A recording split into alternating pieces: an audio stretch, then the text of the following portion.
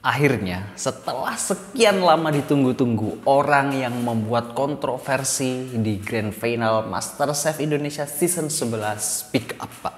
Siapa lagi kalau bukan Renata Muluk. Dalam salah satu podcastnya di konten Regensen Radio, Renata mengklarifikasi semua kontroversi yang ada di MasterChef Indonesia Season 11, khususnya di Grand Final. Renata mengklarifikasi A, B, C, D, E, dan banyak hal. Apakah klarifikasi dari Renata bisa membersihkan kontroversi Grand Final MasterChef Indonesia Season 11? Jawabannya tentu tidak, Pak. Renata semakin blunder, semakin menunjukkan unkonsisten yang sebetulnya Renata buat. Saya ucapkan selamat datang di Naratalk, sebuah konten react berita sebagai bahan diskusi antara kita. Dari awal, saya itu adalah orang yang paling tidak percaya kontroversi MasterChef Indonesia, khususnya di season 11 ini, disetting untuk memenangkan Cindo. Saya adalah orang yang paling kontra akan hal itu. Sehingga kemarin perdebatan di X atau di Twitter, saya adalah orang yang mengatakan enggak, ini bukan untuk dimenangkan Cindo. Dan banyak teman-teman yang mengatakan, tapi kan faktanya 11 pemenangnya semua Cindo. Ya kalaupun itu terjadi, ya hanya kebetulan belaka. Alasan saya simpel, Pak. Kenapa saya ngotot kalau ini bukan settingan untuk memenangkan Cindo? MasterChef ini ya franchise yang dibeli oleh MNC Group dengan tujuan cari cuan. Untuk bisa mendapatkan cuan besar, harusnya tontonan ini mendapatkan rating yang tinggi pula. Untuk bisa mendapatkan rating yang tinggi, ya penontonnya harus banyak. Bukannya penontonnya itu kita-kita ini, orang-orang kayak saya, penduduk Indonesia. Kan mayoritas bukan Cindo. Kalau memang disetting untuk memenangkan Cindo, maka MNC dan Haritanu sama saja menggali lubang kuburannya sendiri, Pak. Dengan alasan ya untuk profitabilitas ini, ya saya paling orang nggak percaya kalau ini memang disetting untuk memenangkan Cindo. Belum lagi Haritanu sekarang ngebuat partai namanya Perindo. Kalau memang disetting sekali lagi untuk memenangkan Cindo, maka Haritanu sedang menggali lubang kuburannya dia sendiri. Lantas kontroversi ini karena apa sih? Kontroversi ini ya karena satu orang. Orang itu adalah Renata Muluk, bukan Chef Arnold. Chef Arnold itu hanya memperkeruh suasana. Kontroversi ini ya karena Renata yang tidak konsisten antara ucapannya dengan nilai yang diberikan. Ya, di kontennya Regensen kemarin Renata mengatakan, ini nih yang gue perhatiin ya, kan banyak tuh yang komen nilainya nggak sesuai sama komentarnya. Ketika kita komentar, kan nggak semua orang ngerti yang dikomentarin apaan. Betul. Ngerti nggak sih lo? Apalagi kan kita kan bahasanya mungkin agak teknikal. Iya. Ya banyak kata-kata yang tidak dimengerti oleh penonton karena bahasa dapur atau bahasa kitchen. Mungkin Renata pengen ngomong bahasa profesional seorang chef, mungkin seperti itu. Kalau memang alasan Renata itu yang tidak patut, sebetulnya malah Renata dan teman-temannya. Karena ini kan pertunjukan yang ditonton oleh publik. Seharusnya bahasanya harus dimengerti oleh publik. Kalau kita menonton pertunjukan nyanyi atau sing a song, juri dan audien itu sama-sama bisa menikmati lagunya. Sedangkan kalau kita nonton vlog atau nonton kompetisi memasak, kita bisa menikmati seolah-olah rasanya enak atau tidak. Ya, dari Anda, dari suara Anda. Kalau Anda tidak bisa mendeskripsikan secara baik, yang salah bukan penonton, ya Anda. Kalau memang Anda ingin bersikukuh, tidak ingin diturunkan ego Anda, ya ingin tetap menggunakan bahasa langit, bahasa tinggi-tinggi itu boleh-boleh saja. Kalau kompetisi memasaknya digunakan untuk mencari eksekutif chef atau mencari orang yang bertanggung jawab di dapur untuk profesional, untuk hotel mungkin, untuk restoran mungkin bisa. Tapi kan ini untuk pertunjukan, untuk entertain. Unkonsisten pertama itu yang diungkapkan oleh Renata di konten Regensen Radio. Setidaknya saya masih memiliki 4 unkonsisten yang Renata buat. Kedua, Renata mengatakan, ini bukan tim challenge. Yakin, ini bukan tim challenge. Renata sendiri loh yang mengatakan ini tim challenge. Kita lihat videonya. Oh, yang tim challenge itu. right? Dibilang tim challenge sebenarnya beda sih. Kalau pertama kalian akan dilakukan di tim challenge. Bagaimana? Renata sudah tidak konsisten dengan perkataannya sendiri dan mewajibkan penonton untuk mengerti kita bukan chef. Kita itu masyarakat biasa yang kalian kasih tontonan. Kalau jawabannya Renata kalau nggak suka ya nggak usah nonton. Wow. Sebetulnya Haritanu harus bener-bener nanyain ke Renata kok bisa kayak gini. Karena kalau semua talentnya MNC Group bilang kalau tidak suka nggak usah nonton ya Anda gulung tikar. Kontroversi selanjutnya, chlorophyll things. Wah, duta klorofil gitu.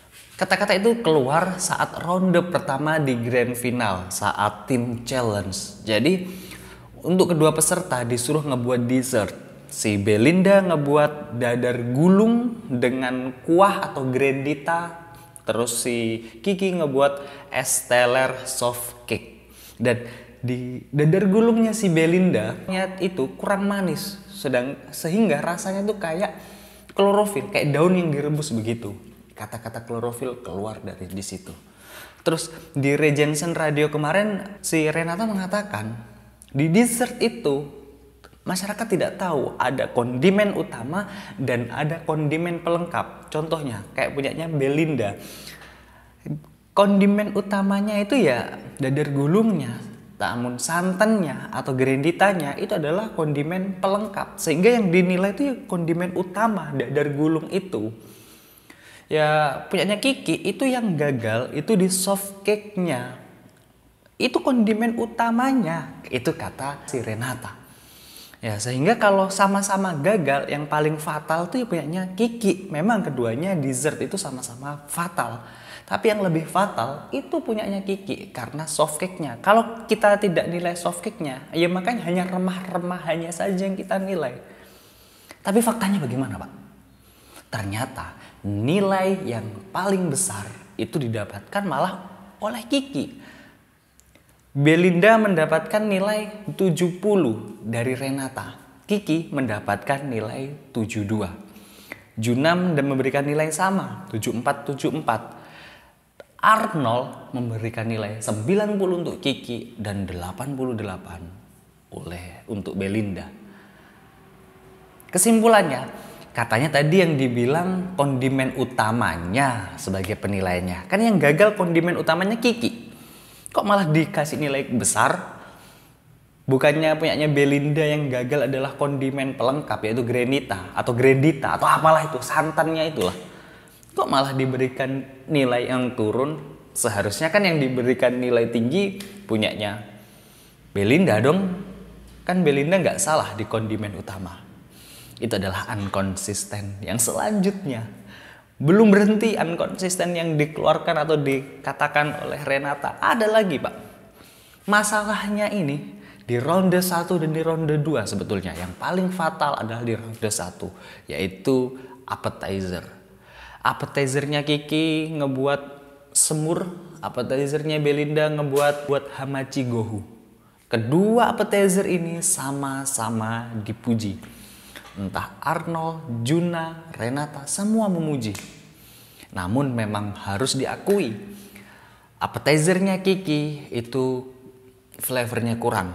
Asinnya kurang, acidity-nya kurang, tapi overall masih bagus. Masih dipuja-puja, masih disupport lah dengan 3 komentator ini videonya. Ini bumbu semurnya enak sih. Bumbu semurnya enak. But Rempah-rempahnya memang keluar ya. Dapat. The warm spices. yep. Cuman menurut saya Sangat perlu garam sih. Chef, thank you karena semurnya dibilang enak. Aku sih rasain tadi udah ada garamnya, Chef, dan aku juga udah ngasih garam tadi. Aku juga udah ingetin Bang Nata untuk tambah seasoning sampai kita koreksi 3 kali. I really like the dish. Bumbu semurnya nice. The concept I really like ya. Base semurnya it's very good. Very good. Dan itu juga direaksi oleh temannya Kiki. Karena flavor itu ini saja, bukan kesalahan yang fatal menurutnya. Flavor itu kan preferensi. Kalau menurut saya asin, belum tentu menurut Anda sudah cukup. Ya mungkin itu masih bisa dimaklumi lah. Namun memang appetizernya si Kiki itu benar-benar dipuji gitu loh. Dan di 2 appetizer ini semua dipuji. Tetapi bagaimana nilai yang diberikan oleh Renata? Kita langsung aja. Dari saya untuk Belinda. Appetizer, very nice. Love the concept, the balance. 89 poin. Untuk Kiki. Bisa. Appetizer, love the concept, love the sauce, needs more balancing. Dari saya appetizer, untuk Kiki 75 poin. Renata Pak memberikan nilai untuk Belinda 89. Sedangkan untuk Kiki 75. Jedanya 14 poin. Apakah segitu tidak enakkahnya makanan Kiki sehingga jedanya sangat jauh? Bagaimana dengan si Juna? Si Juna memberikan nilai 81 untuk Belinda dan 76 untuk Kiki. Jedanya 5 poin. Oke lah, masih bisa dipahami. Tidak se-14 poinnya seperti si Renata. Lantas bagaimana dengan si Arnold? Si Arnold hanya menyisakan 1 poin untuk Belinda, yaitu dengan nilai 89 untuk Belinda dan 88 untuk Kiki. Ya, menurut saya karena hanya kurang asin saja, ya menilai yang paling objektif ya Arnold dan Juna.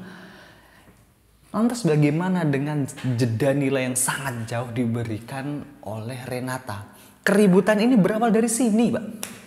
Dari unkonsisten ucapan Renata dengan nilai yang diberikan. Kok wow banget, kok 14 banget. Sedangkan Renata ketika memberikan nilai lebih kepada Kiki, jedanya cuma 2. Begitu pula dengan Arnold Juna. Memberikan nilai paling jedanya ya 5, 2. Tapi kok Renata memberikan jeda nilainya 14 poin. Hanya di situ. Klarifikasi Renata menurut saya harusnya di titik itu. Oh, mungkin appetizernya ini, itu. Dan harus bisa mengintrospeksi. Jangan anggap kita netizen tuh bodoh. Enggak. Ya karena tujuan Anda memberikan entertain, ya harusnya Anda bisa membahasakan bahasa yang sangat susah itu menjadi bahasa bumi. Karena penontonnya adalah penduduk bumi. Gimana dengan unkonsisten yang Renata ucapkan? Belum sampai di situ lagi, Pak. Masih di podcast yang sama, di podcastnya Ray Johnson Radio. Renata menceritakan pernah di satu grand final itu ada insiden atau aksiden. Ada satu masakan yang di dalamnya mungkin kemasukan kayak silikon bubuk gitu, yang ada silikon bubuk lah, wadah silikon bubuk biasanya di laptop itu supaya nggak basah laptopnya atau supaya nggak lembab. Dan itu fatal dan nggak dimakan pastinya, memang bahaya kalau dimakan. Kata si siapa itu Renata, ya ada aturan yang harus ditaati. Kalau memang kompetisi sudah dihidangkan nggak boleh diganti, seketat itu aturan. Tapi bagaimana dengan ketika sesi lemrek, ketika sesi Belinda dan Kiki memotong daging untuk menyajikan satu makanan. Ketika Belinda tidak bisa, kok boleh Kiki ngebantu? Harusnya kalau memang aturannya baku, aturannya kekeh, ini pertandingan, nggak boleh dong si Kiki ngebantu. Walaupun akhirnya Belinda nggak bisa masak atau hidangannya nggak jadi, ya udah karena ini kompetisi. Kan nggak mungkin di kompetisi lomba cerdas cermat kita ngebantu lawan kita. Kan nggak mungkin juga di kompetisi sepak bola dengan senang hati, dengan kesadaran penuh Messi masukin gol di golnya sendiri. Kan nggak mungkin, Pak.